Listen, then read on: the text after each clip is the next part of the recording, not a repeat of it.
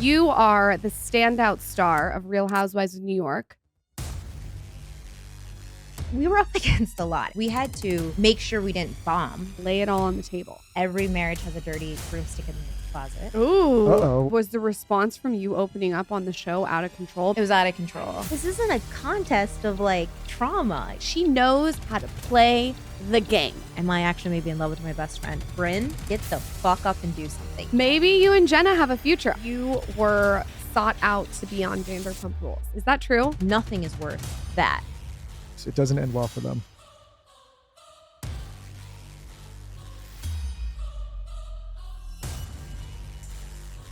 Brynn, so Yes. excited to have you here. You are the standout star of Real Housewives of New York. Is it like the new and improved version? What's the right word to call it? For the reboot, I'm kind of sick of calling it the reboot. I think it just is. I think it's just now RHONY. I think we had to always say we were the reboot, but now I'm confident saying just RHONY. And I was on a show last week where it was a sports show, oddly enough, and I don't know anything about sports. I was like, I've dated a lot of athletes. I actually know nothing about sports. But someone said we're like the Bills. Is that like, because like they were down for a while and now we're kind of like the Buffalo Bills? Sporting reference? We know Christian Bateman. I don't know. CB. I don't follow sports as much as I should anymore. Yeah. I just kinda, So you're like the Bills.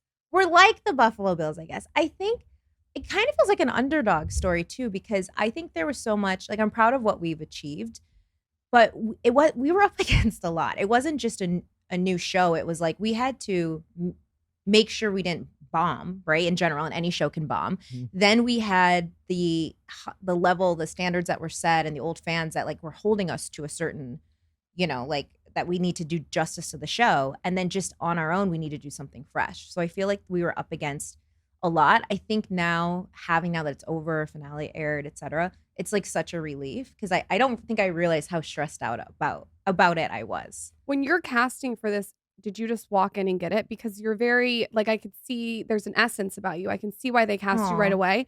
Was it one of those things that you knew, like you got it? So I'm a little bit one of those manifestors, and I remember thinking if I do this, I'm gonna get it.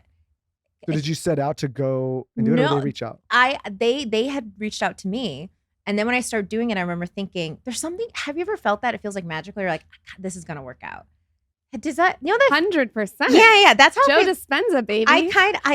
yes, I love him. I really love him. You can hack your whole body. I mean, Yes. so yeah, I kind of knew. I was like, if I keep doing this, if I interview, I know they're gonna. I didn't know if I would do it. I was like, I know they're gonna offer it to me. I've gotten that way with jobs as well. I'm like, I got this. I didn't have any insecurities. So, and also while I was doing it, I was so detached. I just kept thinking this is going to be a very funny story to tell people. Like, oh my God, I went through the casting for that. It was like, it's another funny story that I can say I did. And then when they gave it to me, I was shocked. And then I just thought like, okay, like, fuck it, just do it. Are you, when you get something like this, and to me, this is one of the most popular franchises, are you freaking out as you go back on your life? Or are you like, I don't fucking care, like lay it all on the table? Yeah. I mean, you mean as far as like sharing? Yeah. For sharing, no.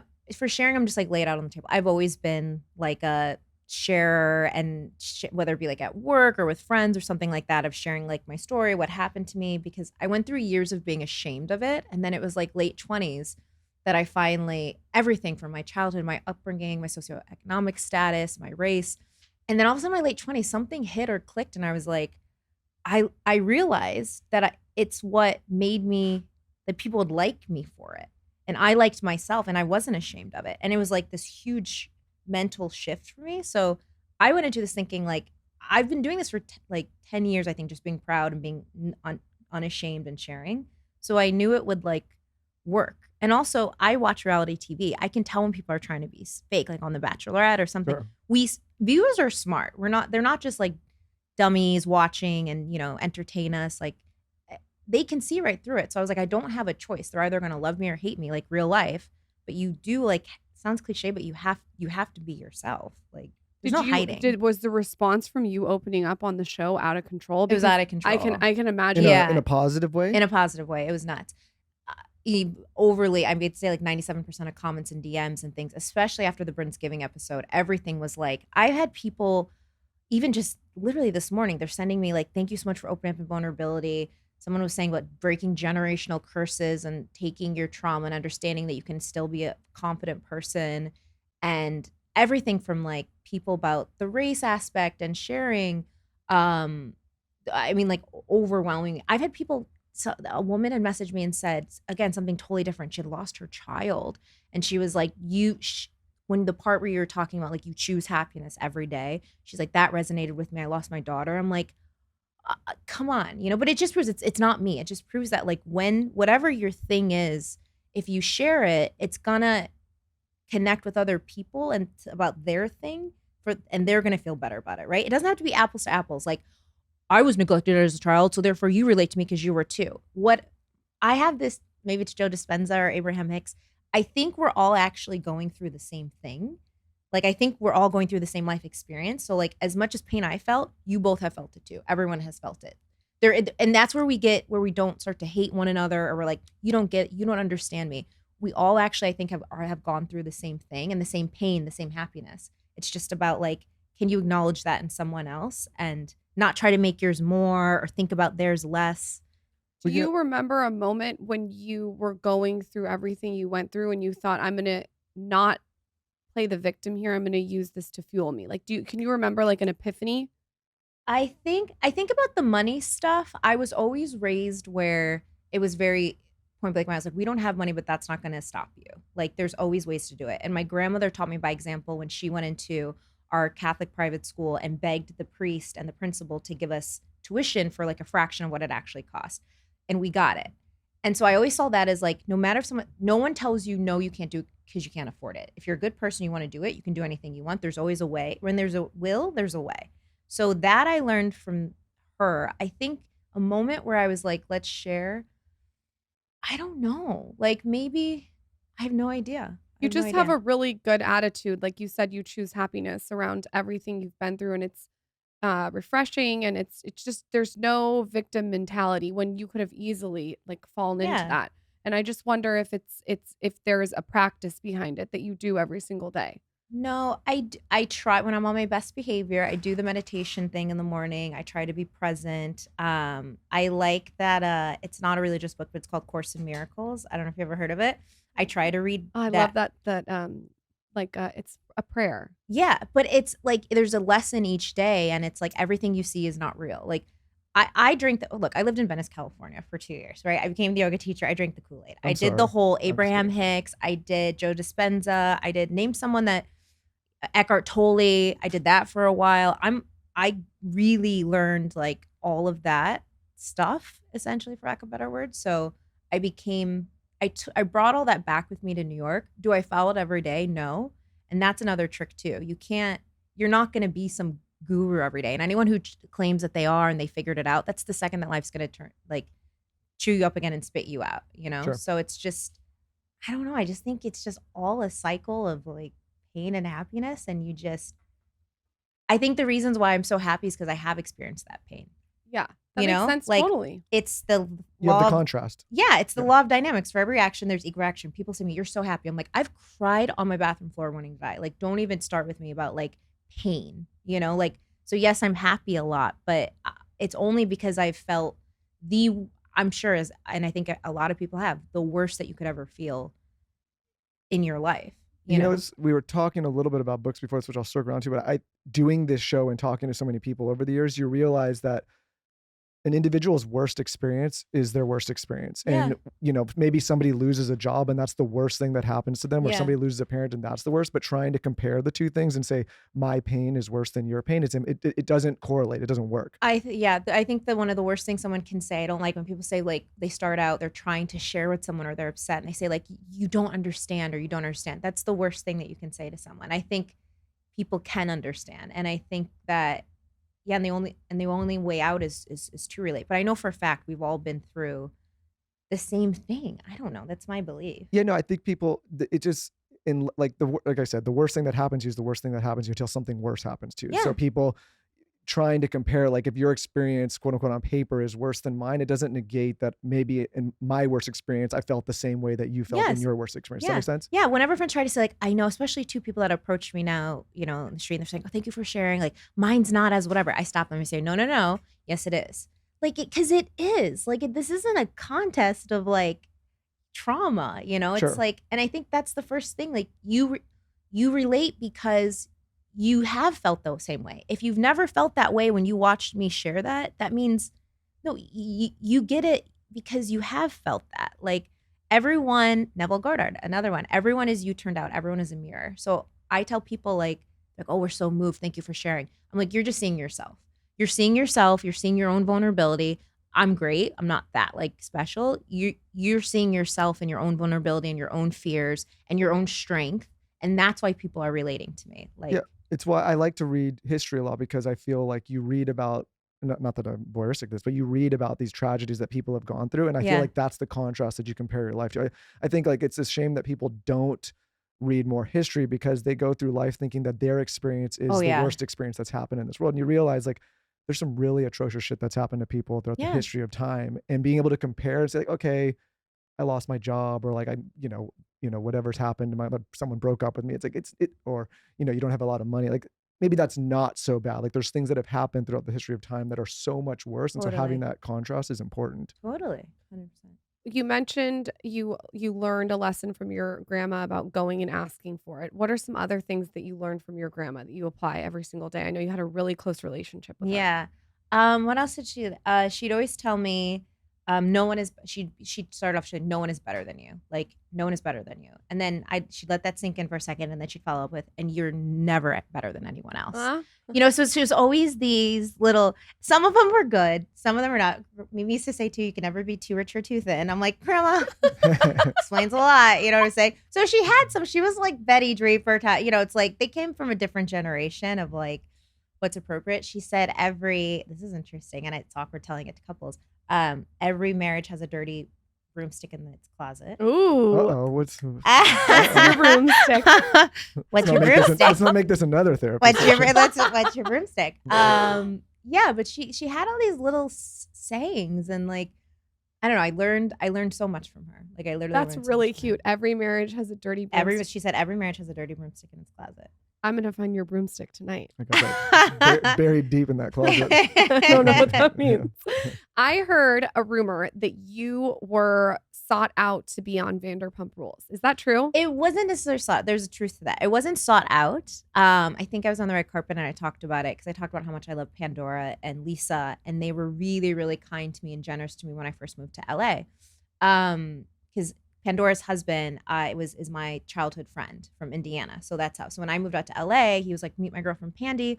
And I was like, hi, I'm making like no money. She's like, oh, you can live with me. Here's a Range Rover. Like they were so kind. Every night Lisa and Ken fed me every night at Villa Blanca because I was making $32,000 at my job at the time. It was like entry level job. They fed me every night. They were just so great. Ken took me, was helping me try to find a car, a used Jeep. And they're like the kind, nobody knows it. They're quiet about it. They're like, quiet. They've never told anyone that. And I'm like telling everyone, I'm like, no, you guys are generous and amazing. But when they were casting, so she was on Beverly Hills Housewives. They were like, oh, we have a show starting. It's based on the restaurant where Sir is where we would like hang out. And I knew all those kids prior to being on the show. And like, they were just fun to hang out with. So they were like, would you want to audition for the show? That would have meant I would had to leave my little corporate job where I was still making no money, but I was like, I'm trying to like climb the corporate ladder. I don't want to go and I didn't want to leave my little corporate job to start working at Sir and be on a TV show. Because the rule was, and is this before it started? Like before it became? They were casting for Sir. Okay. And I was like, I'm not going to go. I was very proud of myself for having attended college and getting at this very prestigious PR firm. And I was like, I was very snooty. I was like, I'm not going to leave. I'm climbing the corporate ladder over at Edelman. I'm not going to leave to go serve as a waitress, be a waitress. I'm better than that. So I totally turned my nose upon it. Went out of my way, which Pandora loves throwing in my face now. I'd be like, also, I would never do reality TV. It's trash. And she's like, really? And I was like, times change. Well, this is like 15 years later. This is also iconic. Yeah, it's fun. I mean, Real Housewives of New York is iconic. Yeah. It's like you can't turn it down. The thing that gets me, like, is it strange to say, when I get these like, oh my God, moments where I kind of freak out, like, oh my God, I'm on a TV show about New York. If I'm like, the architecture of New York triggers it for me. Like, I will be driving and I'll be in an Uber and coming down. I was just coming down Park, and when you go past the Hemsley building or by the Grand Central Station or whatnot. Lauren's one of those people when we drive in the car, she does not look out the window Passenger at princess. anything. Okay. You asked me where I lived in West Hollywood. I was Yeah, and you're like, you acted like I asked you the latitude and longitude of it. You're like She near has the to ask grocery me store. Still to when this you day. just talked about New York, about when you, I have no Like idea what you're it's talking called the Hedge Fund Hotel, but I think it's the joke is it's the Hedge Fund Hotel, but it's it was the Hems building, or I don't know what building it is. But nonetheless, I'm driving through New York and I'll see like the architecture, the buildings, or like I was on a Blade a couple weeks ago and like flying around and I'm looking at the entire island and I'm like, I literally start crying. I was like, I want a show that represents that, that cool. city. Like the thing I saw growing up on Home Alone, the thing I saw on Sesame Street. I'm one of 6 women that represent that. When I think of that, I get it feels like I took mushrooms. I'm like, whoa, dude, it does. It feels like a little like indica moment. I'm like, okay, this is weird, dude. This is weird. Because who am I to represent the whole damn city? Like, I would it's cast insane. you in 1 second. Oh, you're kind. You're cast. Like you're the what's that word? I'm gonna say it wrong. Everyone gets mad at me. Effervescence. Oh, I have no idea how to say it. Effervescence? Yeah.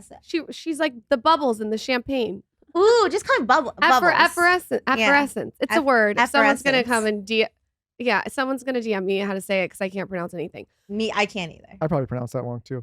He probably that's a tough pronounced it word. wrong Yeah. for once on an episode. He pronounced something wrong. The reviews on the show are that I pronounced. Well, if we wrong. both were, I mean, you just No, see the stop reviews. it. It's like, my God. So how do you go from being in Venice for 2 years to New York? What's the journey there? Why did you decide to move out here? Quick break to talk about one of our favorite new partners, and that is ZBiotics. As you guys know, Lauren and I have really limited the amount of alcohol that we drink these days, but we still partake once in a while. That being said, we absolutely cannot stand losing days of productivity, can't stand feeling hungover. I know most of the listeners that listen to this show want to get up, they want to perform, but they also want to have a little fun sometimes. This is why we love ZBiotics so much. So what is ZBiotics? ZBiotics is a pre-alcohol probiotic drink, and it's the world's first genetically engineered probiotic. It was invented by PhD scientists to tackle rough mornings after drinking. And all you need to do to have ZBiotics work for you and limit the effects of alcohol the next day is have it be your first drink of the night before you start drinking. That's exactly how we take it. Here's how it works. When you drink alcohol, it gets converted into a toxic byproduct in the gut. A lot of people think this is dehydration. It's not. It's actually this toxic byproduct. And what ZBiotics does is produces an enzyme to break this byproduct down. So if you're like us and you want to let loose a little bit and have a drink, but still have a really productive day the next day, which is what I think most of our listeners want, definitely check ZBiotics. It's been an absolute game changer for Lauren and I. We absolutely can't stand the feeling of feeling slow the next day, but we still want to partake once in a while and have a drink or two. Every time I have ZBiotics pre-alcohol before drinks, I notice a huge difference the next day. I'm not slow. I'm not lethargic. I feel like I can still tackle the day. So give it a try, especially because Thanksgiving is right around the corner. Make sure you stock up on ZBiotics pre-alcohol probiotic before the feast. You'll be thankful you did the next day. Go to zbiotics.com/skinny to get 15% off your first order when you use skinny at checkout. ZBiotics is backed with a 100% money back guarantee. So if you're unsatisfied for any reason, they'll refund your money. No questions asked. Remember to head to zbiotics.com/skinny and use the code skinny at checkout for 15% off. Thank you, ZBiotics, for sponsoring this episode and our good times. zbiotics.com/skinny.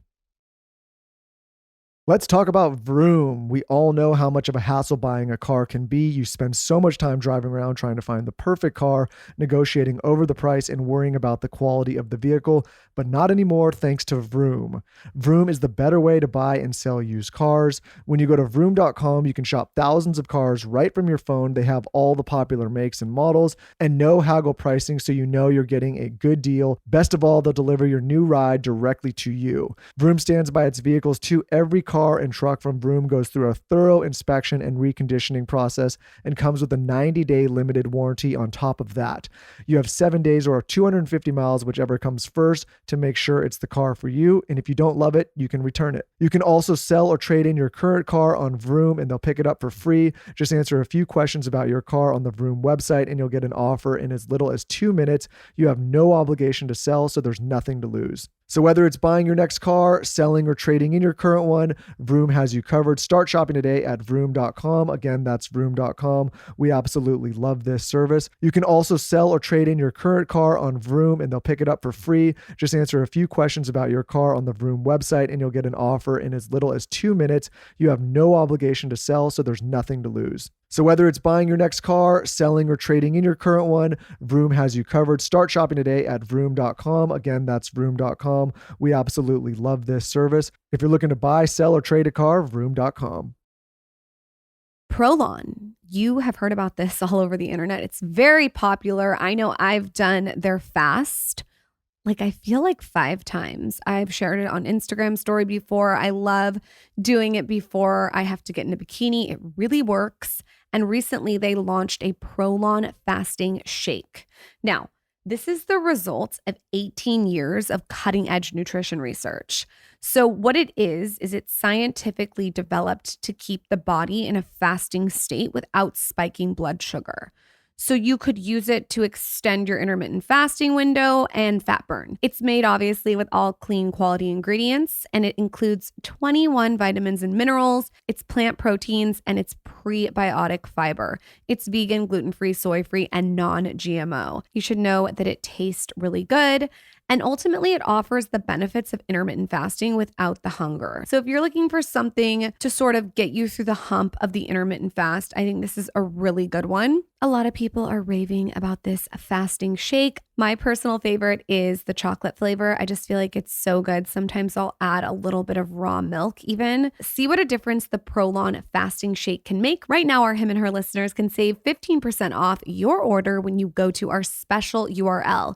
It's prolonlife.com/skinny. That's 15% off at prolonlife.com/skinny. Get started today at prolonlife.com/skinny. So post Purdue, I have basically split half of my time. Now I think it's more in New York. Half my time in the 17, how old am I going on? I'm so old. 15 years since graduating. I've lived half my adult life in LA or half in New York. I think now I'm on 9 years in New York. I think it's been now more time in New York. Which do you prefer? New York. I love LA though. I don't like it when New Yorkers are like, I would never live in LA. Or LA people are like, I could never. Yes, you could. It's amazing. But I say LA is the side chick, New York's the chick you marry. New York is like classy and wonderful. That's what you want. You want to come home to that. She's a Clooney. Yeah, exactly. Yeah. She's that. And it's like, and there's culture and whatever, and you're never bored. And like, that's your life partner, ride or die. No, I agree. We're from California, and I agree with you. LA's a side chick. Like, you're going to be healthier there. It's fun. There's something exciting. You're going to like start looking and feeling younger just because of sheer proximity of being next to the person or in that city. And it's fun, but it's like, is that the one you settle down with? I don't know. No, I don't think so. Yeah. LA's the side chick. What's Austin? Austin is like, I don't know. It's where you go when you got kids and you need to just hide out. The comfortable grandma.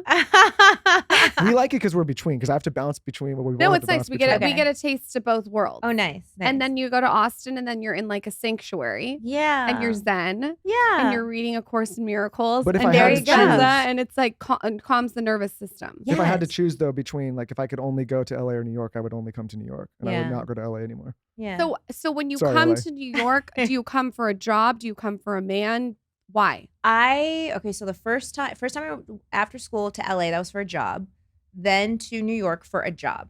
When I moved to LA, that was for a fiance. Okay. Then I was there. We broke up, and then before COVID, I moved back to New York. Okay, I want you to explain the fiance thing because I am obsessed with how many fiancés you've had. Yeah. I named my daughter. Yeah. I named my daughter after Jaja Gabor, and she was married 8 times. Wait, I love Jaja Gabor. Her birthday is February 6th. Mine's February 7th. I'm obsessed with Jaja. Have you seen her workout videos? I watch this all day long. They don't make them like that anymore. In the pink robe with the man. Yes, it's genius. She's like, darling. There's 2 guys in there. Yes, Michael. She's just oiling them down and not. It's a workout video. There's like zero. It's just dudes working out. She's just like harassing them. You're giving her. Oh my God. And she wrote a book, How to Catch a Man, How to Keep a Man, and How to Get Rid of a Man. There you go. And okay, I need to read that. You have that Jaja Gabor kind of thing. This is like the biggest. I had I'm not gonna be able to walk out of here. My head's gonna be so bad. I'm obsessed with her. I love her. I couldn't pronounce her name, so I thought her name was Zaza. So for 8 years, I called her Zaza, and then Michael finally told me how to pronounce her name. So our daughter's name is Zaza, not Jaja. Oh my god! So it's the wrong pronunciation.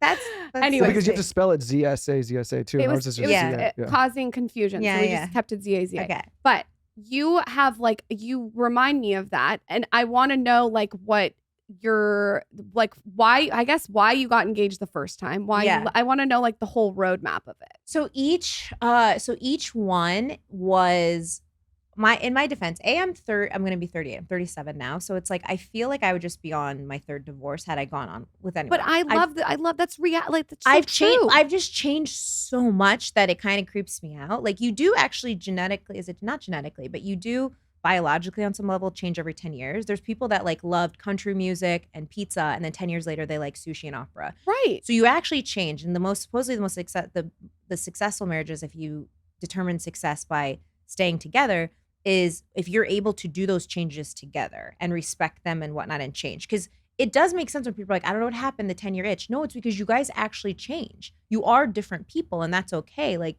people evolve and change. So I always say I would have just been divorced, but each one of those, in my defense of the engagements, each one was, they proposed when we were broken up. So it's not like we were in this happy place and then we got engaged and everything, whatever. It was always, we were broken up, we were fighting, broken up, or even then the last, like I was straight up dating someone else. But the men can't get enough of that. They can't. So is it like they that's the get thing. enough. And my thing is always, they can't handle it. You start dating someone else, you start fighting. They can't handle it. They lean in with engagement. The second that they, and I always told them, like, why did you have to lose me to know that I'm, like the one? Like I don't. They want what they can't have.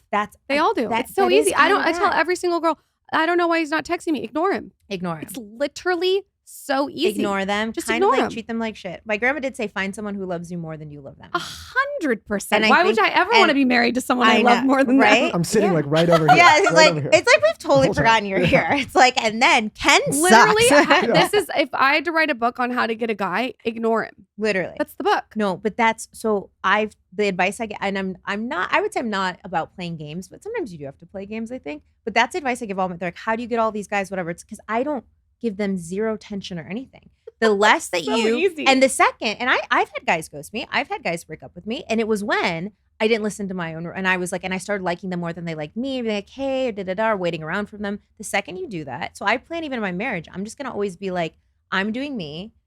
And you just continue. I still don't pick up his call. Yeah, exactly. Oh my God, I ignore his text. He is okay. I feel like I did. He is right. He is right here. You still have to ignore them all the time. Yeah. And when they talk too much, you tune out. Yeah. Then they want your attention more. Shut the fuck up. Aaron told me though, because I have this theory, and that people like, no. But Aaron always backs me up on this. She's like 100%. She's like, I play games with Abe all the time. She's like, and that's why we have an amazing marriage and fuck all the time. 100%. Yeah, you have to. We do. I confess, we do like the chase, right? You have to. I think if things are too easy for anybody, in any regard, I think people get a little bit. They get what my friend Weston calls it the ick. Yeah. Does that make sense? Like when it's like it's like just too easy, it's too available, on both sides. But I think for cis hetero males, I think it's like this is all biology. Like it's in you to chase, and it's in women to be selective because we have to procreate with an individual who will protect us from the elements. Now it's just like protect us from AI, but back in the day for thousands of years it was just like the elements and can you protect us? No, people get mad when there's this book called Evolutionary Psychology, which is like it's like a textbook, and I read it one time. It's like it basically is like something they serve you in school, and it was really dry. But there's this one chapter which talks of exactly what you're talking about, which is saying through evolutionary biology, women were meant to procreate, and if you procreate with someone, you basically had to stick with them for 9 months and beyond because you could not procreate with anyone else. And it is very controversial to say these days. No. But a man potentially could procreate with many women during that time. Of course. And so we're just wired differently. We're wired to be more selective. Yes. So as I am a feminist and I'm about sexual freedom and do whatever you want, while I promote that, I'm completely a hypocrite because I don't operate that way at all. I let people think that I operate that way. I let people think, and I'm a massive flirt. But I flirt with children. I flirt with old people. Like I flirt with everybody. I just think it's like, it's not so much, it's not like sexual or romantic. It's more just like being playful and having fun and just seeing people and wanting to make them feel good and wanting to make them smile and laugh and like, I love it. Yeah, but I don't, but I I am very actual. Maybe it's like my Catholic guilt or something, or upbringing and masked in something else. I don't know. But I'm very much about like, I don't know. Months go by. Like, I want to be courted. basically, Courtney. it's like you basically, and If you want it, come and get it. people say too about the engagements. I'm like, yeah, it's because I made dudes like propose, like basically tell me their plans and their intentions with me, and like the fact that we are dating for marriage, and that's what it is. And then I'm like, okay, cool. Then now I'll fuck your brains out, you know. But until then, like, why? But why would I? But why? It doesn't make any sense to me. Like, I don't go into a job and don't ask them what their like the requirements of it or the salary or whatever. Like, I need to know everything before I get into this. It doesn't make any sense to me. I think with females, or if you identify as female, your gift, and this is what my grandma taught me, your greatest gift is what's between your legs. I'm sorry, but the world, 100%. My starts, dad used to say, dangle your carrot. yeah. 100%. Thanks, Dad. My dad used to say the same thing to me. But like, it's your greatest gift, and it's a source of power. We give life. It's not just about giving life. It is power. I'm sorry, but like power pussy, like, so why would you give that away or give it up or anything? Well, people get really upset, and it's interesting. Lauren and I do this show as man, woman, and I feel like because we do that, we're able to sometimes have different conversations, because we have different perspectives, right, from a gender perspective.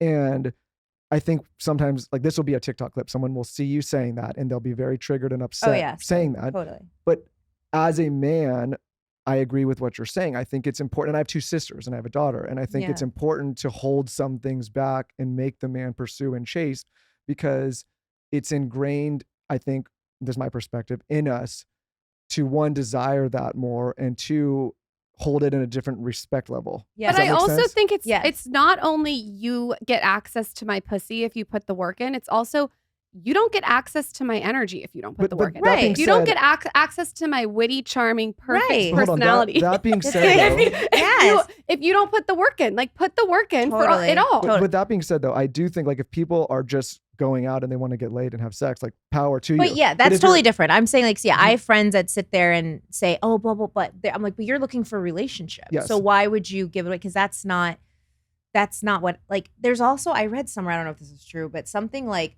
that there is actually a little bit of a science. People are like, oh, I slept with him, he ghosted me. There's a psychological thing that happens, or a subconscious thing that happens with men. It's not that it's called the ick. It's the ick, but the ick, it stems from not because they're like, oh, she gave it up. It's actually subconscious. It's their insecurity thinking, if this person was my wife, it was that easy for a man to get her. Whoa. So it's not that they're actually judging you and like thinking, oh, she's a bad girl, right? They might even like you, but it's because they're scared that would happen to them, because again, they don't. So it actually comes from kind of a sweet place why they're ghosting you after they fuck you. I also but think like, that makes so much sense. But it is, yeah. They don't, and it's not the every time. Obviously, it can, like, maybe they can get over that, or maybe so. But supposedly that has something to do with actually what's happening to them subconsciously. I think it's not enough time also, and I know men maybe think they don't want this, but it's not enough time to develop an emotional connection. Like, it's just there, you're just having sex right away. Yeah. And that's an exchange of a certain kind of energy. And I feel if you don't, like, if you skip over all of the stuff to develop true intimacy, and that's lacking, and you've already got to the end, there's something subconsciously, and listen, this happened to me when I used to date around.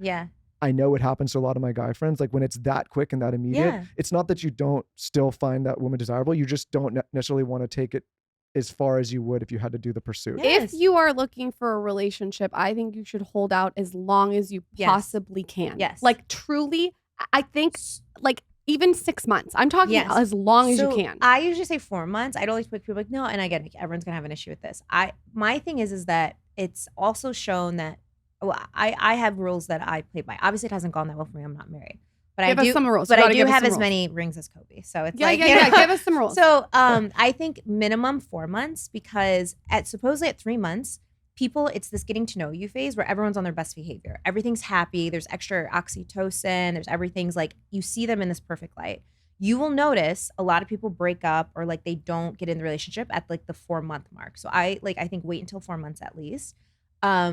I also think men know, and you tell me if I'm wrong, I think men know if they want to marry you at 6 months. Maybe sooner. 6 minutes. 6 minutes. I think they do know. And so a lot of the times, again, if it's a year and they're like, I'm like, has he shared his intention with you? Do you know, does he talk about this? When people bring up, oh, are you guys going to get married? Does he like get weird? Or is he like, yeah, I'm working on it. Has he talked to your friend?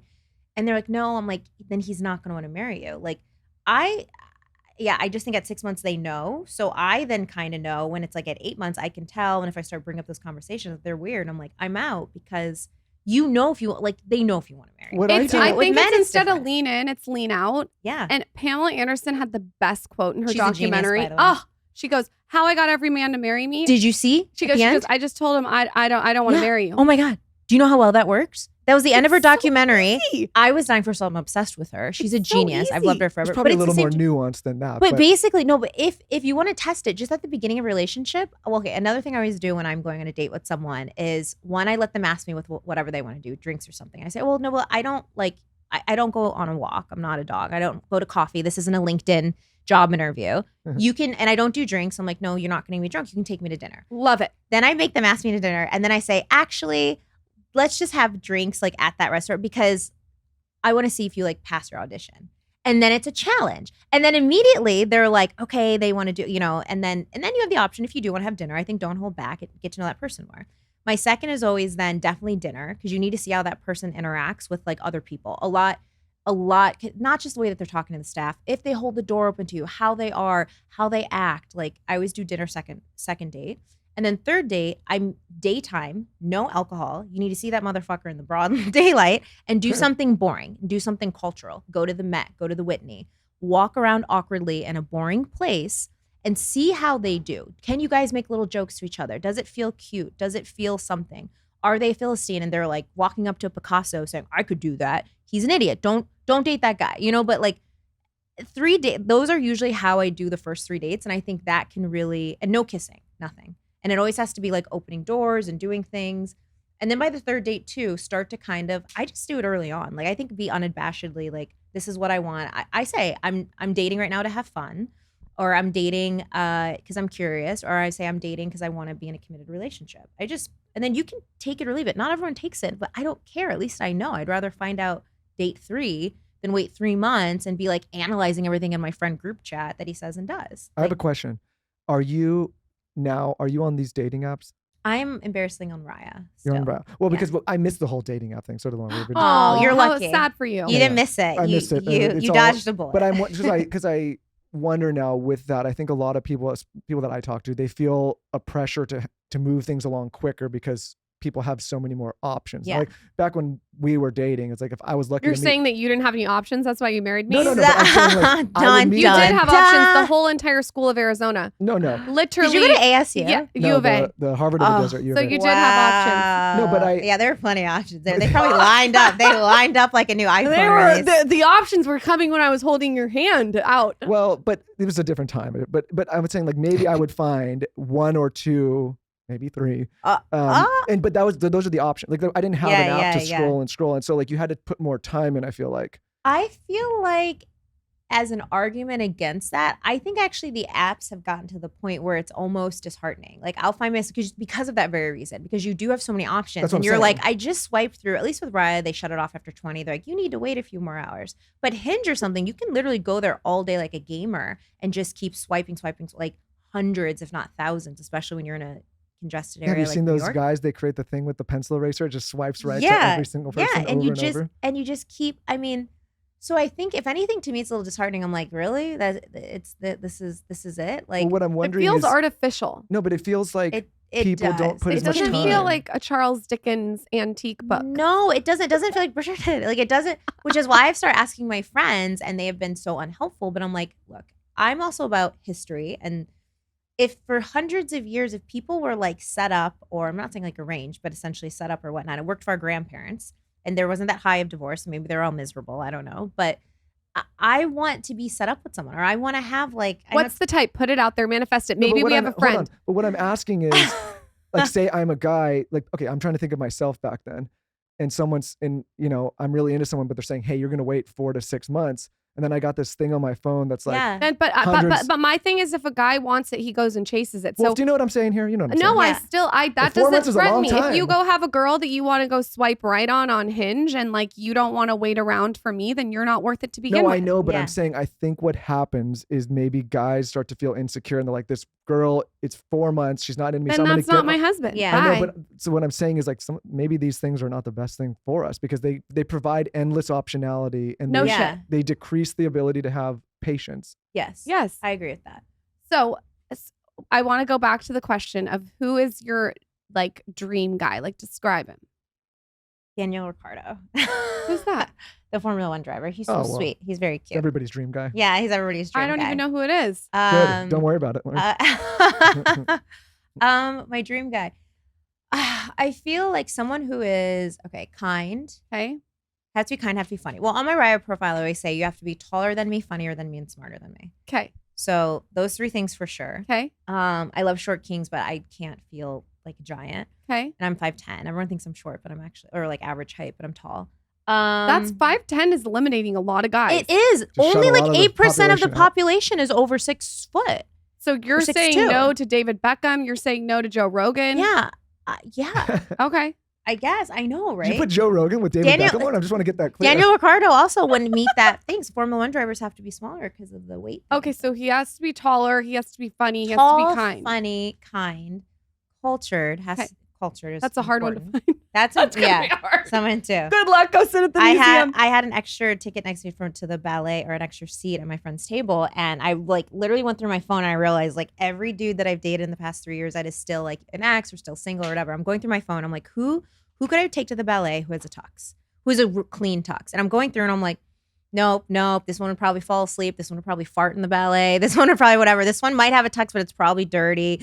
This one's, like, and I was like, there was like 2 men, I'd say not guys, 2 men I could text. And they were like, oh, honey, I'd love to, but I have prior plans. And I was like, but you have the tux ready to go. And they were like, of course, baby. And I was like, oh my God, those 2 I should probably start dating again. So they have to own a tux. They have to own a tux. Okay. Yes, proverbially Tom Ford. They do have to be successful in their own right. Okay. It's not about money. It's about ambition. It's about like, no trust fund kids anymore. I did that and that never works out. Why doesn't that ever work out? Because especially if you're 30, you know how it goes. There's someone who like the grandfather or whatever who made the money, who is the immigrant and and made the whole fortune, right? This is like succession stuff. I've dated succession type families and dudes. And then the next generation, they grew up with the money, but then they're all fucked up because obviously the one who made the money didn't have the time to love them properly, but then they have like all the money. By the time money gets to the grandchildren, there's like, they then foil the money. It's a very interesting thing. I have yet to see like generational wealth unless you're like, one of the names like a Rockefeller or something, I don't know, or like, but there's just issues. You would need to write a book. There's no appreciation for how it was made. All these different. There's Or not, context. and it's too, and they kind of write off the curtails of the thing and the legacy, and it's like, I think I've yet to see one of these, maybe a couple that can actually like take like the last name and and being the son or grandson of a billionaire and like actually do something really, really worthwhile for it. And I think it must be hard. It's like being Michael Jordan's son. Like, are you going to be that good at basketball? I don't know. And then you have all the money in the world to like have fun with. So no more trust fund guys. But I just think, someone who's like, I like it if you've given like a talk, like you've done like a TED talk. If I can Google you and you're standing up in a room of people and you're giving some talk about something important and people are listening got 8 to you. people on the list. I now have for your you. bio. Yeah. Like if they've like talked about, if they're like presenting at the IMF, I'm like, If you haven't masturbating. done a TED talk, like just leave. yeah. That's your Or bio. just some sort of presentation. I like when it's like, it's always like forums or like a tech conference or something like important stuff or like, that's what gets me. And I'm like, wow, I love smart. I like if you have patents, I like, I do. I think it's hot. I like What academics. about patent pending? Patent pending? Oh, come on. Who doesn't have patent pending? You know what I'm Okay, saying? so straight up patent has to be awarded. Yeah, patent has to be awarded. All You have right, multiple you have a patents. patent? I do. Oh, Yeah. Do you really have a patent? I do. Hey, what's going Look Look at you, girl. You got a do. good one. You have a patent. Jetbed. So you checked that box for Yeah. me. That's hot. Amazing. Yeah. That's hot. I have not given a Let's TED name TED our talk, though. firstborn patent. Yeah. Or our secondborn son patent. And that's a cute name. It is a cute name. You should name. Yeah, patent. I Lauren, I do just Lauren, really like you her. have a patent. Oh, You do. Oh, you do too. Hey, girl. So maybe if the men don't work out, you know. Yeah, honestly, you know what? I'm at the point in my life, people keep asking me about the Jenna stuff and they're like, was that real? I was like, look, I like to tease Jenna. I love making her blush and she's a very easy person to make blush. She's very sweet. And I just have been making people blush since I was like 10 years old. But now watching it back, and then too, she had posted from Paris Fashion Week. She's like, I didn't know, I forgot she could speak French. She's like in these glasses in bed and she's like ordering food in French. I'm like, that could have been me. And you know, sometimes you think like something's a joke and you're like, I had the clueless moment. Like maybe I'm in love with Josh. She's doing a TED Talk. She's the perfect type. You can Google her and she's giving like she's speaking. Smart. Speaking engagement, Cultural. smart, culture. Everything you're saying is Jenna. Has the house in the Hamptons, likes vintage cars too. It's like I know. So I literally had this moment and I was like, wait, I was doing it for like kicks because trying to be funny. And I was like, hang on a second. Like, why not? She's in a relationship now, so I can't. But I was like, I'm at the age, and maybe it's 2023 and all the young kids are doing it. I just don't care. I've dated so many. I keep saying, the only thing I care about what's in your pants is your wallet. Like, that's it. Why would I care about your genitals? Like, I'm old. I want to have children and get married. Maybe you and Jenna have a future. Honestly, I'm not going to lie. As a viewer, I was like, they have chemistry. It's sweet. I do. There's something I'm going to go watch it back now. Yeah, there's something special. And like, I really do. I have this feeling for her that is very, very special. I think I probably, you know what? It's like when you feel so close to someone like Harry Met Sally and you're like, am I actually maybe in love with my best friend? It's that sort. I think it's like that sort of thing. But I have to be respectful because I love her girlfriend is fucking amazing. I'd also date her girlfriend too. When you go on a show, maybe just a throuple. If like Michael that. and I break up, all can be, we could just do a foursome. Quadruple? Yeah. Great closet. Our here. faces would be snatched from ice and balls. Yes, right? We already have enough balls. Oh, by the way, I texted this guy. He's like, what are you doing? I was like, I just have balls in my face. And I took a selfie. I'm going to send it to you. And he was like, I don't know what that means, but do you want to have dinner next week? And I was like, okay. So I was like, okay, Ken, thanks a lot. But it's so funny. But it's a funny thing to tell people. I was like, I have balls in my face. And I waited. He was like, question mark. And then I sent it the thing. He's not funny enough. Exactly. But that's what I'm saying. No, you need quick. to like give me something You back. gotta be quick. Or even like send me your balls back. Like something cool. But the fact that he didn't understand, and he had watched my Instagram story that day, so I'm like, didn't get it. Yeah. If we break up, then I'm going to give TED Talks. I'm going to file for a few more patents. Yeah. You're going to have to grow a few inches though, honey. Oh, it's devastating. Stop it. No, you know, I was wondering about the show when you go on the show, because so New York, I don't watch a lot of Housewives, but I do. You are such a liar. You peripheral it all the time. I watch New York. You watch Beverly Hills. I like New York better, but I do watch Beverly Hills. I've seen a couple eyes on Jersey. I've seen Jersey. You like the guys on Jersey. Do you guys watch it together? Yeah. That's cute. No, I just go downstairs every Yeah. get a bowl of popcorn. No. Yeah. But do you feel, because what I love about New York is like before it was nuts. You know, it was just nuts. Do you feel a pressure to like live up to that level of, dare I say, crazy? It's all about the small tweaks, not drastic changes. And obviously, that is what you can trust from Restylane family of hyaluronic acid derma fillers. This is the filler that I have used in the lining of my lips. I'm very specific, and this one gets the job done. The one that I used was Restylane Kiss, and it was just so natural.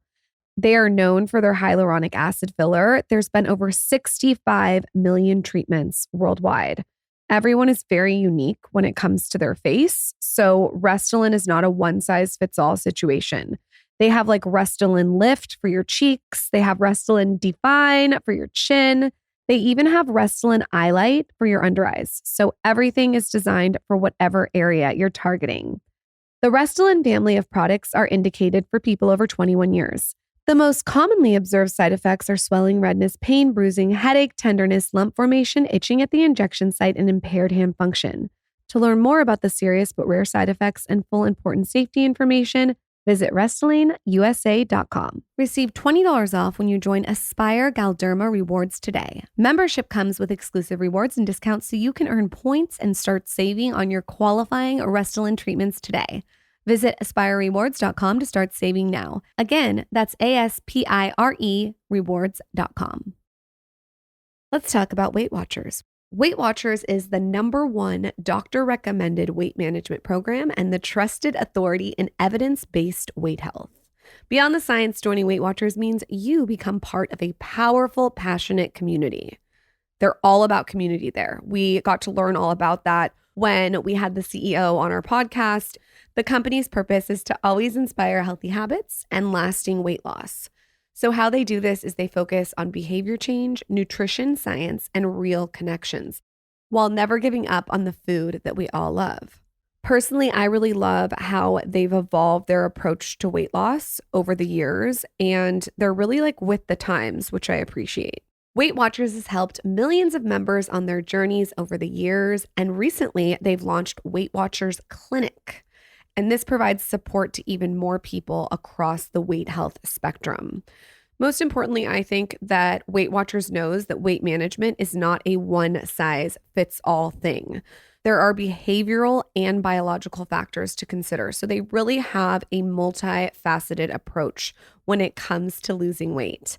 Head to www.com/TSC to see if you qualify. If you do, use our code TSC25 to get your first month free. Plus, you get $25 off your second month. That's www.com/TSC.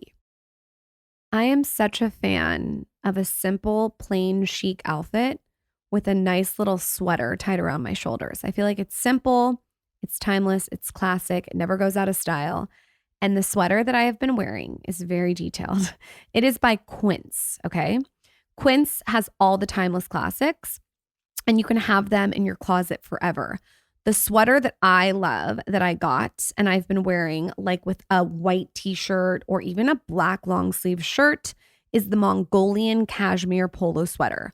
The one that I really love is heather gray. I got it in a medium so I could really rock it around my shoulders. But then if I get cold, I can just throw it over whatever I'm wearing. I've been wearing it on the podcast a lot, and it's just like chic. It has a little collar. It's so simple, but it's so beautiful. It's cashmere and it's affordable, which is so great. It was $79, and it's something that I've worn like 10 times since I got it. Quince's capsule wardrobe has all the things. They have you covered if you want to go on there. They have cashmere sweaters from $50. They have washable silk tops, dresses, and even flattering pants.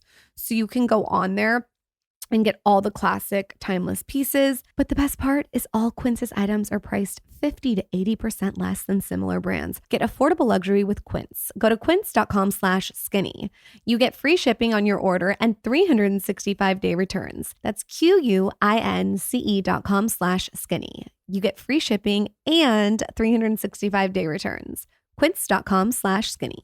There was a time, and like the other girls can tell you, when we were filming for a couple months, and there was a little things. There was like the me and Aaron thing, but again, having watched it, and I don't think the girls on my cast claim that they've watched it. I don't think that all of them have, or like not like how we have.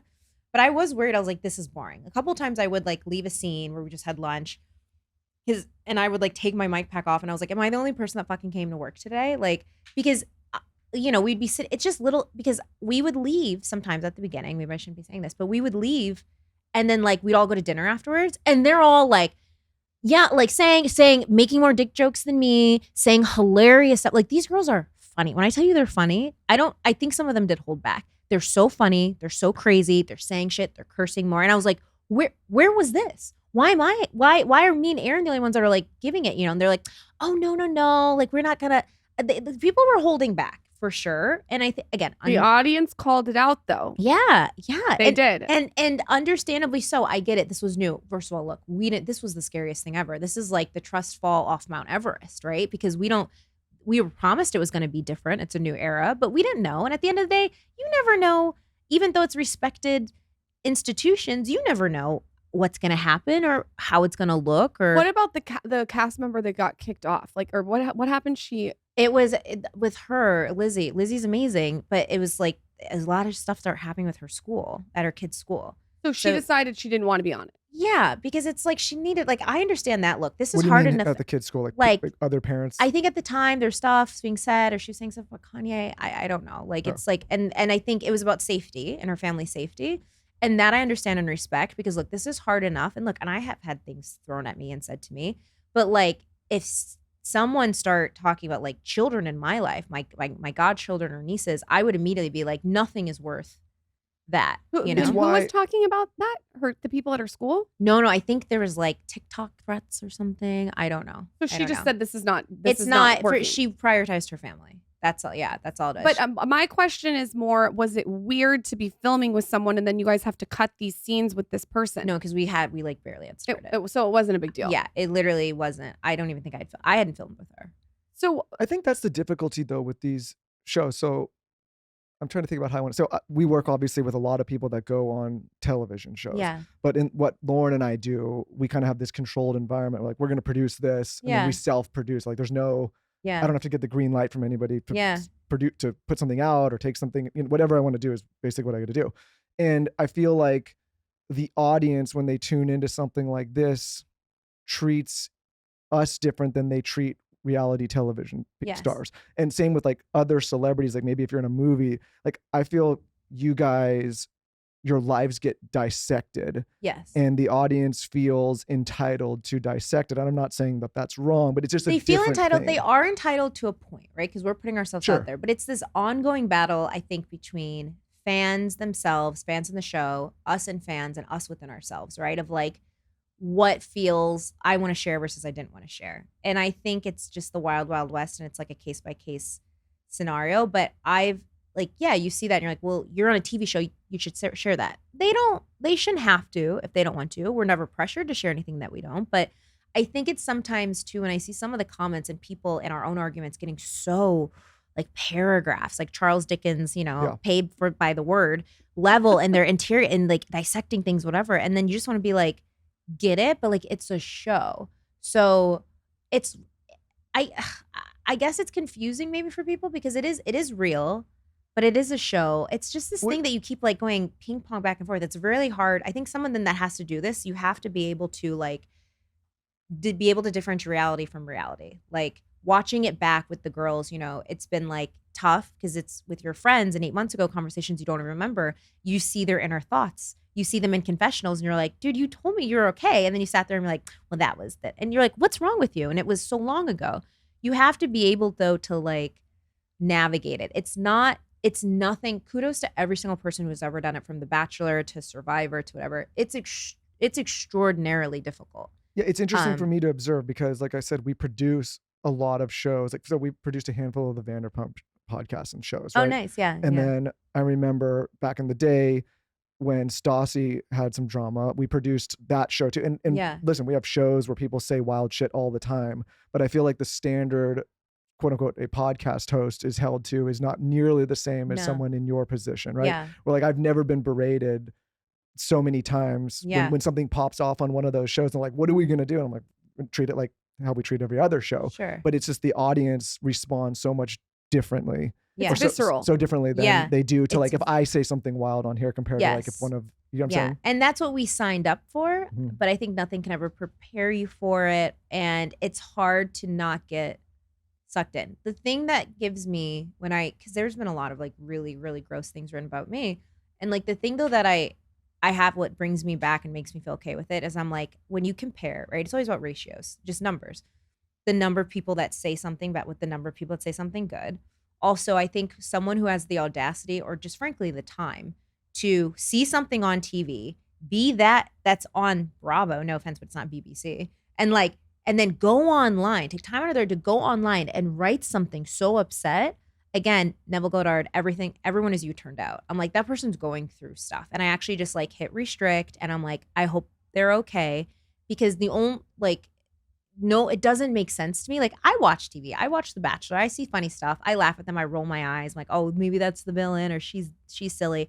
But I don't then like take the following steps of out of my day, I'm intrinsically angered, go on my phone, go on this person's Instagram handle and write something mean to them. It's because like they're something that you're doing is triggering something in them that they don't like. Yes. That they don't like, and they're projecting it onto. Yes. But it's interesting for me to observe. Instead of just being entertained by us, they're like really, they're absorbing it and seeing something and whatever. Which again, so when I see the things, at first it was hard. I'm like, what the hell? This is weird. And then I'm like, to someone to take all those steps and nowhere along the way to say, I'm just gonna put my phone down. This is a TV show. This is weird. They're here to entertain us. Maybe I don't like Brynn, but I'm not gonna go out of my way to go send her a DM with all my thoughts about her and why her trauma is relating and she's being a whatever with guys. And like something's not right there. Oh, the level. I was just tagged in another one just this morning. I had to restrict, and they're like, I just want to let you know that your unresolved trauma is annoying me, and I can't stand this show and things like that. And I'm like, they have unresolved trauma. well, that's the thing. Yeah. And I think it's hard for people to see someone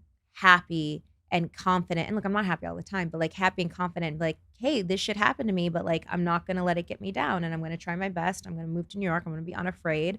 And then somehow I'm going to end up on like an amazing TV show, you know? Like, I think that's hard for people to see because maybe it's not turning out like that for them, and that's unfair. They're using their trauma as an excuse not to execute on whatever it is they want to execute on. Because it can always go two ways in life. Like, and I think you have to be very careful. When bad things happen to you, you can sit there and say, okay, oh me. And sometimes you become the thing that was your trauma, right? Or you can let it. And look, I think sometimes it'd be easier. I don't blame those people who let their trauma affect them because it's hard. It's horrible to like, it's the most difficult thing to be like, I'm not going to let this thing affect me. So you go one of two ways. You become it, or you let it affect you, or you just say, no, I'm going to use this and turn it into a superpower. I think I just got lucky. Like, I think, I don't know. Sometimes I think it's me, but sometimes I think it's pure luck. Like, because it's tough. It's tough. Like, I don't judge people that like are just sitting in their own self-misery because it's a tough warp to get out of. Well, it sounds like you've done a lot of inner work and you've been really introspective and really thoughtful, and you spend a lot of time thinking and meditating. I mean, it doesn't seem like it's been an easy road. I think, you know what it was? It was a failed relationship with someone who there's been few guys where I loved them more, and there's one of them, and I was madly in love with them, and I probably still am in love with them, and it didn't work out. I kept pushing him away. I kept running away, and he said, don't do this. Don't run away. Don't push me away. But that was like my defense mechanism, and I did it for like the 10th time, and he's like, I'm done. I can't do this. It took that relationship, and I was like, I lost out on an amazing relationship because of my trauma. And I was like, that's it. I was like, I don't care what it takes. I don't care if I have to do electric shock therapy. Like, I'm getting rid of this because it's not working out for me. Like, I was able to like suppress it for work and like use it as a superpower in work, but interpersonal relationships, it was like a shit show. So it took that experience for me to be like, that's when I started Alan Watts. That's why I just was like, I'm doing it. Like, I think that when you grow up in chaos, that it's very easy to become addicted to the chaos and feel comfortable in the chaos. Oh, you do. And if you aren't self-aware and able to look at yourself from an outside perspective and really thoughtful and purposeful about how to remove yourself from the chaos, you will recreate it. Oh, you create it as an adult, and you don't even realize you're doing it. And actually, consciously, I have people in my life I know about this. Consciously, and to me and to themselves, they're like, I don't know how this happened. I don't want this. I hate this. This is my worst nightmare.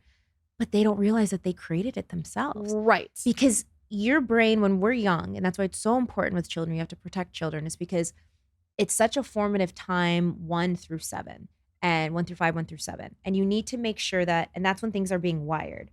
So like your brain just gets wired to the chaos is normal, right? So that's like being wired to where you feel safe. It's not guaranteed for everyone. It's not, oh, this actual safe place is where you always feel safe.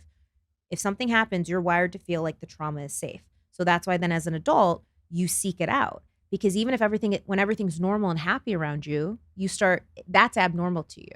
Right. And I still deal with a little bit of that. Sometimes when everything's going my way, I'm like, no, something bad's going to happen now. I'm too happy. This is too good. I just had this conversation with a friend this weekend. I was like crying at Waverly Inn. And like, I was like, it's too good. I'm too happy right now. Something bad's going to happen. And she's like, I think this is the next lesson you need to learn, is just to accept it, and to accept all the people saying nice things to you, and to accept like the good that's happening, not thinking, this is going to go away. This is going to run out. Like, this is going to get taken from me. You almost have to surrender. Yeah. 100%. I want to go back to what you were telling us, because our conversation took a turn, but I wanted you to go back and for you to give us the roadmap of your fiancés, because I just need to like understand. Yes. You were saying that you broke up because you would tell them that you didn't want to get married, or you did want to get married? I did want to get married. Each one of them too. Okay. It was me wanting to get married and pushing them to get married, and they wouldn't want to. And then you would break up and then I'd be like, fine. Got it. I'm done. I don't want to. And then is when they would propose. So it's all this like, and I got it. And call me crazy. And that's every single one of them. Every single one of them. And how many fiancés? Okay, well, 3 fiancés, and 3 engagements, Okay. 3 fiancés, Okay. but been proposed to a lot. And you still have the rings. No, God, no. Why No. can't you keep the rings? No. No, You, that's first, not you part of never, the deal, you Lauren. never Wait, why keep the can't you ring. keep It's the weird. ring? First of all, you don't want Because it. the ring is a promise. You don't and then want it's- it. You don't want. Trust me, you don't want it. Even though they're great. I mean, there's been a couple times where I'm like, oh, just for jewelry purposes, or like because I want to be Elizabeth. So you give Taylor. it back. You give it back. I'm just wondering the You protocol. give it back every time. Also, legally, you have to give it back. Oh, you do? Yeah, men never propose to a woman on her birthday or on a holiday because then she can claim that it was a gift. Any other Wow, day out that's of a the good tip. I know. I'm helping the That's a guys too. TikTok tip. That's a Yeah. chapter in your book. Yeah, but yes, Can but I say something? technically, though? like in all 48 states, you have to actually give as a piece of prop. You have to give it back. I told my sisters this growing up all the time, and I'm gonna tell my daughter this. Men are, I will just pick on us a bit. We are big, dumb animals. Yeah. We don't see the world nearly as gray as No. people think. And I believe that if you're dating a man and you're confused about his intentions, Yeah. it's a pretty clear answer. That's your intuition. Meaning, like, we are very straight up. Like, I've never met a man that's confused. Like, do I want to be with her? Do I not? It's like Oh, either yeah. you do or you don't. And well, yes, it's. I mean, 100. You guys are so simple. Yeah, We're the simple. one that complicates you. When he likes you, he's. I said this on Watch What Happens Live, and he's like, really? I'm like, no. When a man wants you, he's literally flying to another country to take you to dinner. Yeah.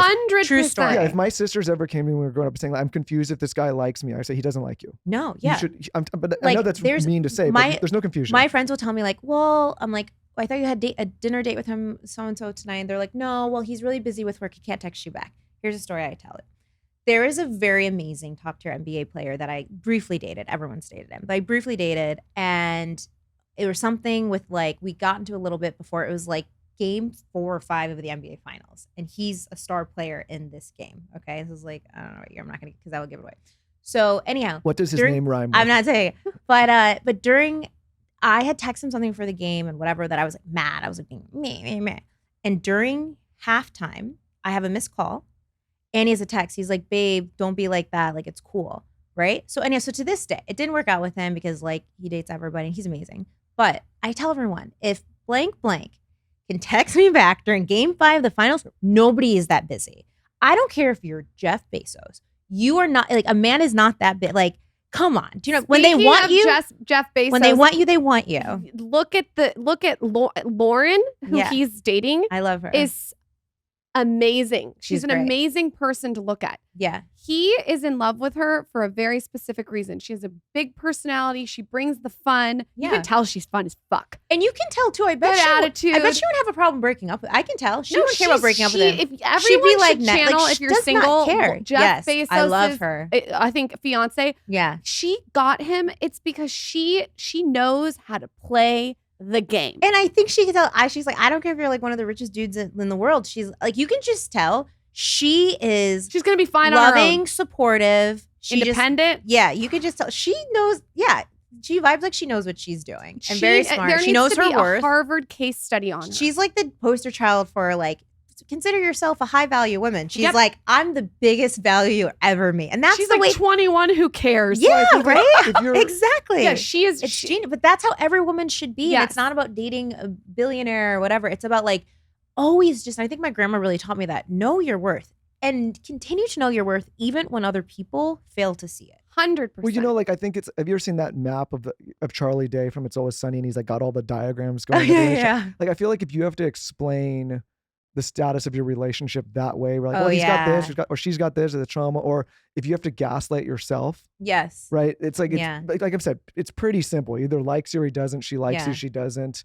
Of course, there's things you can do in the dating period, but whenever I've talked to anyone that is running circles trying to validate and explain like why it's either working or not working, I'm like, listen, it's pretty simple. Like they either Yeah. want to be with you or they don't. I also have a theory that I just think humans in general don't like desperate energy. No. Like it's Yeah. a turnoff in friendships. It's a Yes. turnoff in business relationships. 100%, It's a turnoff when 100%. you're signing a contract. It's a turnoff to an investor. Yeah. And it's a turnoff to sexual energy. And I Yeah. think that if you find yourself leaning in too hard and being too desperate, that's a surefire way to get someone to be Yes. turned off by you. Yeah, and and you can be like, I feel like there's, and it doesn't matter where you come from. I think you can have that. That's, people don't understand that like, confidence is free.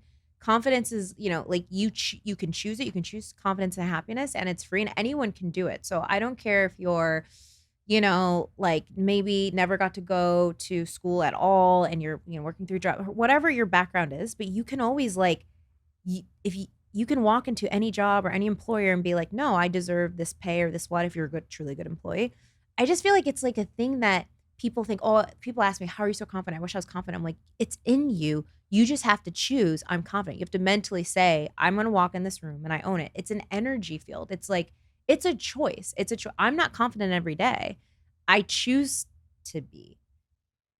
It's, I mean, Well, I think it comes down it's to all like, choice, right? Don't you think? well, 100%. I think it has to do with self-worth. Like a lot of people struggle with self-worth Yeah. because maybe they're not doing things in their personal life, regardless of what's going on outside, to validate themselves and to better themselves, right? So they're looking for validation from the outside as opposed to validating themselves from within. Yeah. Right? But I think that's when you have to be really tough with yourself and your own inner. Like I love David Goggins. I know he's a little confessional. I mean, like controversial, but like I think his story too of just like, don't rely on anyone else. No, it's you. You answer to you. You like, I have yelled at myself before, like, Brynn, get the fuck up and do something. You know what I'm saying? And I'm like, I'm a fan of tough love, but I love David Goggins, and I love how he's just like, it's you against you. It's not you against the world. It's you against you. You can do anything. You can have anything. It's all like, you just make your mind and your body do it, you know? If someone's listening and they're single, yeah, tell us all the things that you love about being single, because you were telling us off air. And I think that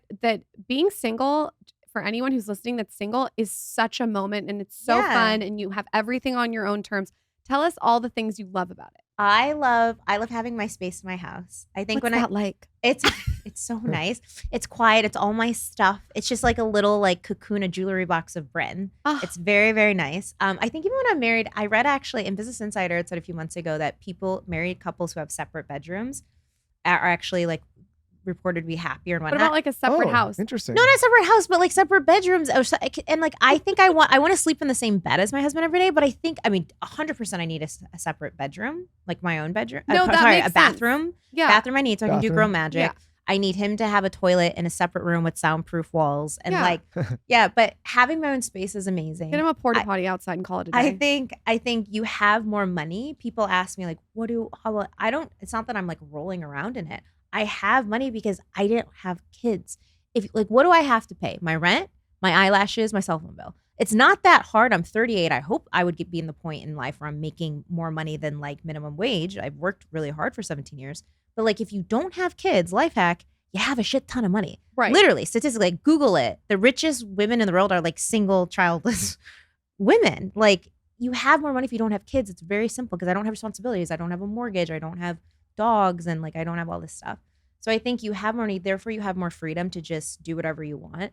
Being single is awesome because like when I wake up in the morning, I literally just say, what do I want to do today? And it's like I take my newspaper, I go have breakfast, I see a friend, I go shopping, I go get a pedicure, and then I go home and I watch like Bridgerton. Like that's like I don't have to. So yes, are there a lot of times because I want to be a wife, because I want to be a mommy, that I feel really bad about myself, or I feel like I shouldn't have did it. And look, my friends are on their first marriages, second marriages, and like I do feel bad, and I'm worried. I have anxiety about the future, and I don't want to wake up 45 and not be able to have children. Like that's a massive worry for me. But I'm trying to remember, like, if I can manifest it and if the universe wants it for me, I will have it. And I'm going to look back. I've been saying this a lot the past year, looking around my apartment. I'm like, I'm going to look back and I'm going to be like, you know, 100%.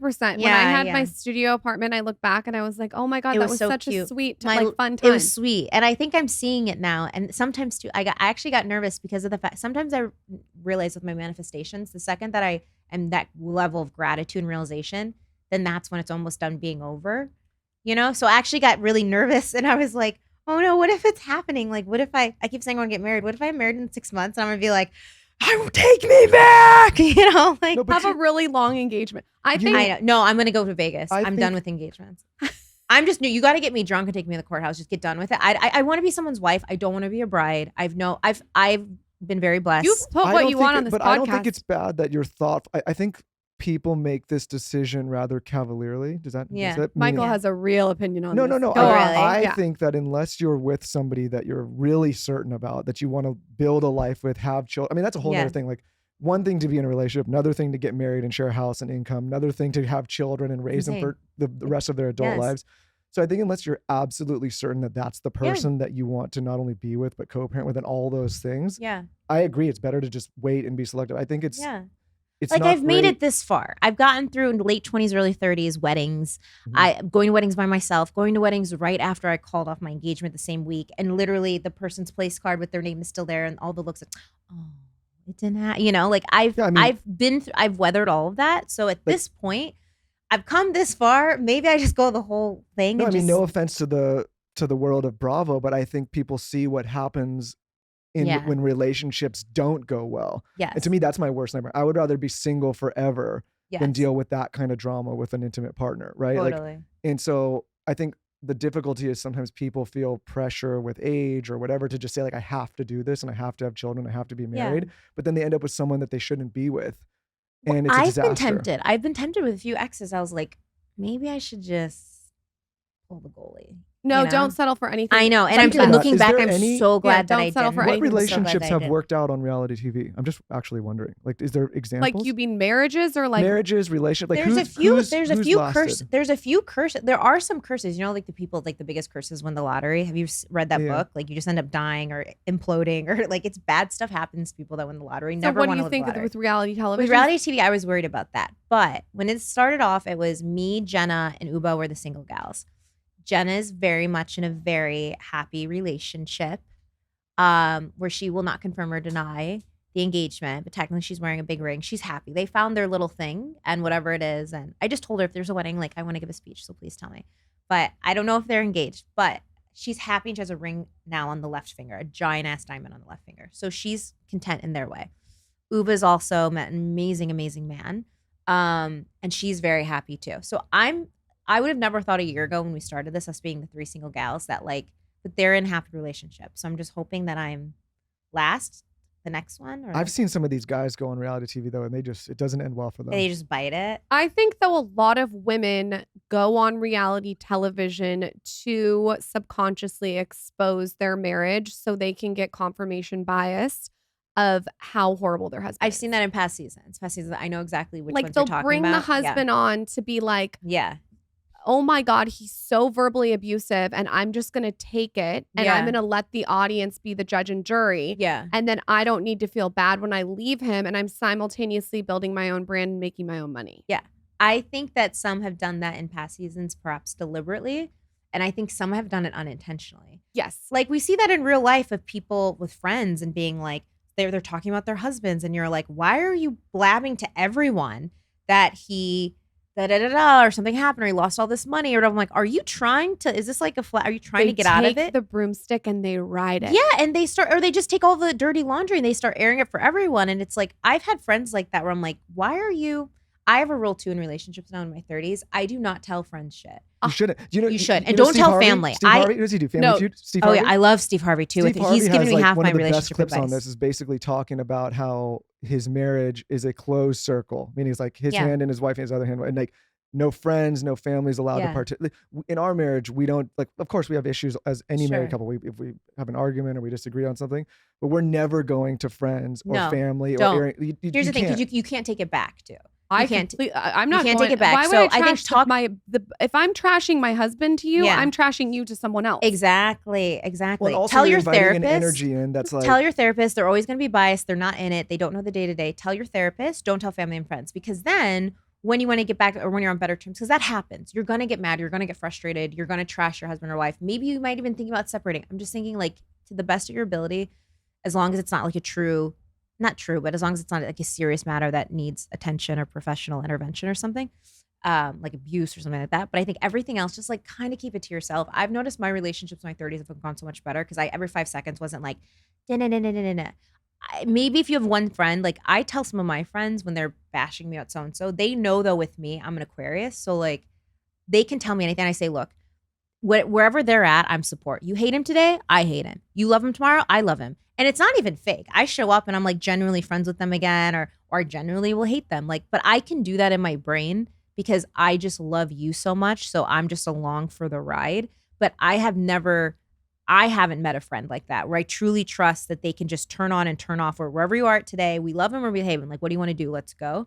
I think you have to be very, very careful because I think people they don't even know, but they could be subconsciously kind of jealous, or they're trying whatever. I don't know. People, or they use it as gossip. This is why I don't think Yes, yeah. relationships are good for reality TV, because like we were just talking about, in our life, we deal with all our stuff with just Lauren and I. And imagine now you have the world commenting, oh, he said Oh, a this or she mess. said this, and you're dealing with that outside pressure and that outside energy. You can't deal Look, with it. I'm a single gal. That's why I did this in the irony that the show's called Housewives and I'm not married. I say not to bash the other people on my show or anyone who's ever done this. I don't know if I would do this if I were married. I think I've waited so long. When I find that person, I'm going to protect it with my life. I'm not. I think the reason why people do it is because they're in a very good position. I know at least the ones on my cast in their marriages that they can, where they're strong and in a really great place. I think no one knows how much people then comment on your marriage and do things based off tiny little conversations. I would respect anyone who would be like, for their family or for their spouse, be like, I watched this back. That was a lot. I don't want to do it.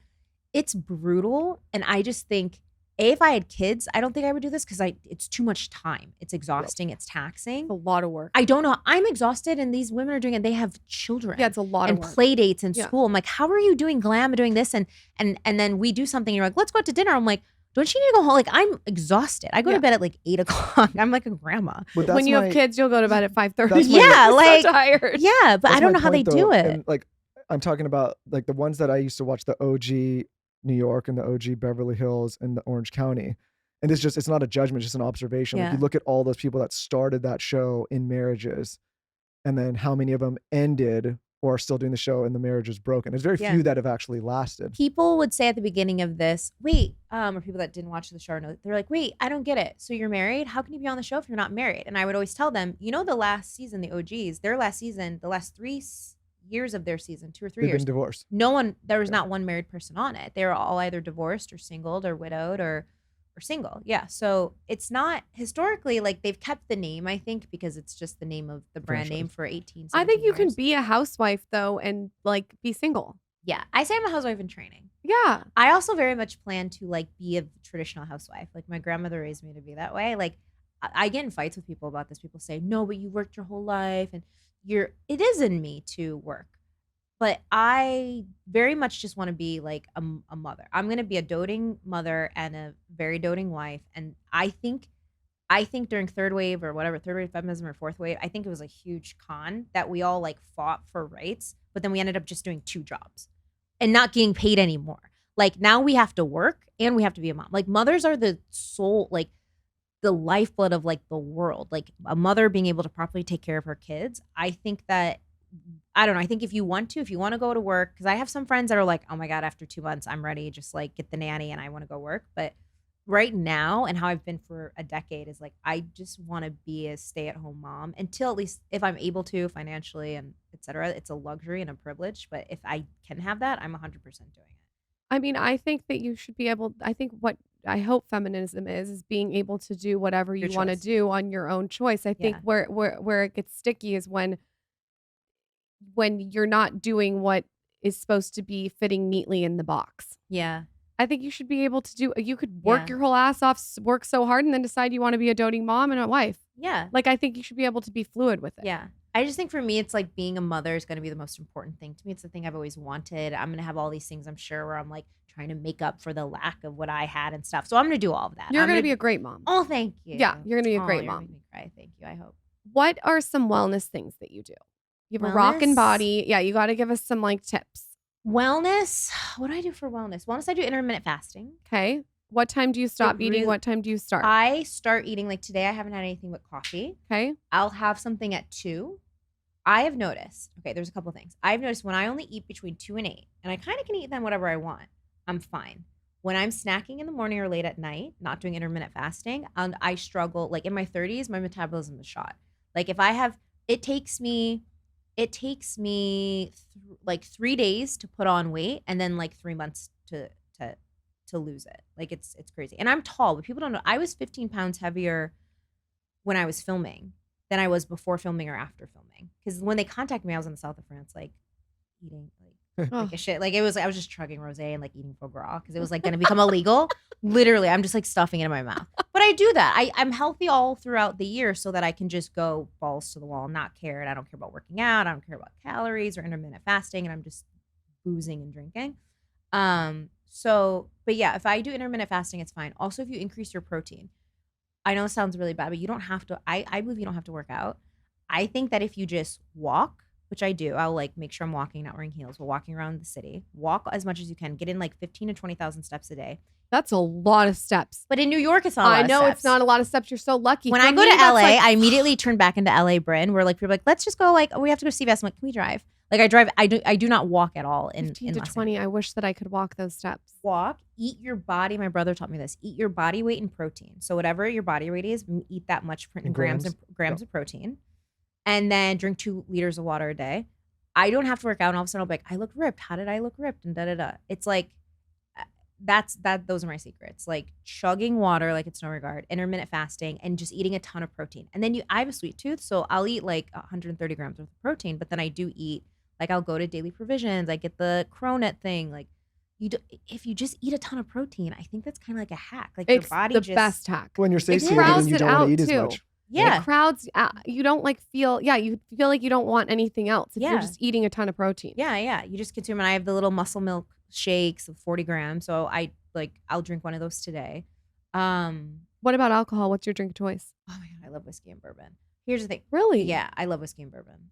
I love it. Huh. Like straight or in a drink? I like whiskey straight. I like bourbon in like a old fashioned or something like that. My problem is though, I love alcohol and I'm a fun drunk. Like half the show people don't realize I'm like hammered in a lot of it. And that that was my proudest thing watching it. I was like, I come off really sober.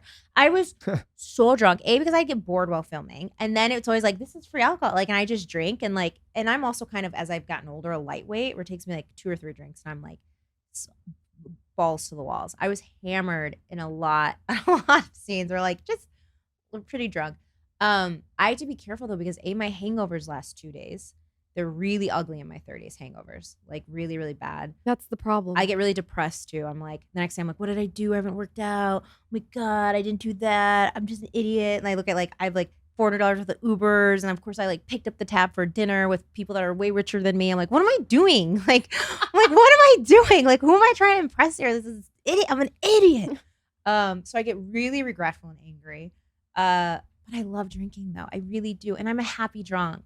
I just keep drinking more. And I'm always like, the people I don't like, I'm like, I fucking love you, man. I'm that person. I'm like, should we go to Vegas? Like, I'm just like, fuck it. Like, I'm picking up tabs. I'm making friends with everyone. I'm in the bathroom talking to the attendant, being like, do you have to send? No, it's about first generation sending. You're like, I'm going to get your girls into Marymount. I know someone on the board.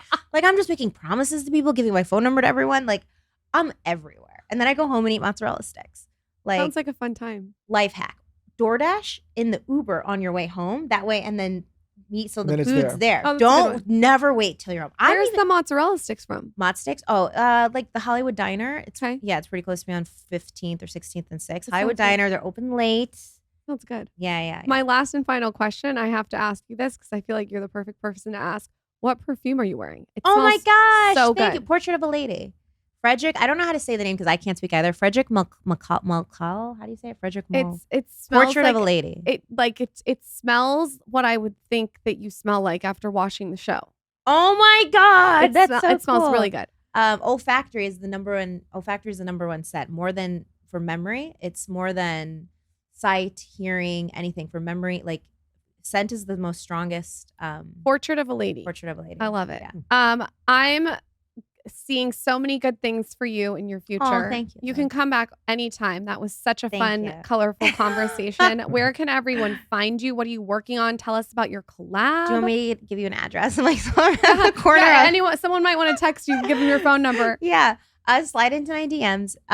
No, I actually just announced this week that I did a collab with CB2. It's really cute. It's really cute. And look, it's just like curating. I helped them pick some things and make it. It was just really meaningful to me that they saw the Brynn's Giving episode. They're like, and they saw the Domino magazine piece. And they're like, we saw that half your apartment CB2. So, hey, stalker, what's up? And they're like, also, they did some, CB2 is just different in general, but they're like, we wanted to do something and work with you because of what you shared about Friendsgiving and like being, not maybe always feeling like whether you didn't grow up in a fancy house or maybe you have Friendsgivings because there's no family to go to Thanksgiving, but they're like, we just want to celebrate all of that with you. So I was like, thank you, cool design brand. Like, that's so nice to like, it's one thing to have brands and partnerships reach out. We'd like to do this and it's a contract, but they reached out like, because it's like sentimental. Like, So it's really, really amazing. You can go on cb2.com. I think I'm on the homepage, Cute. looking like a classy housewife. Yeah, your house is beautiful. Oh, thank you. Yeah, it's really beautiful. It's small but And mighty. What's your Instagram? Brynn_Whitfield. Perfect. Wait, why? Just if someone wants to follow you Oh my god! Oh, in the DM. in the DMs. Okay, yeah. And she But put they have out, to have a TED talk. and they and have a to be patent. taller than Send 5'10". me your patent. Send me Don't even your DM her if patents. you don't have a patent. Yeah. Send your patent number in. It can't be pending, And a bitches. link to If your it's like TED Talk. expired, that's Yeah. trash. Brynn, Yeah. thanks for coming on the show. Thank you, you, my Brynn. love. Thank you.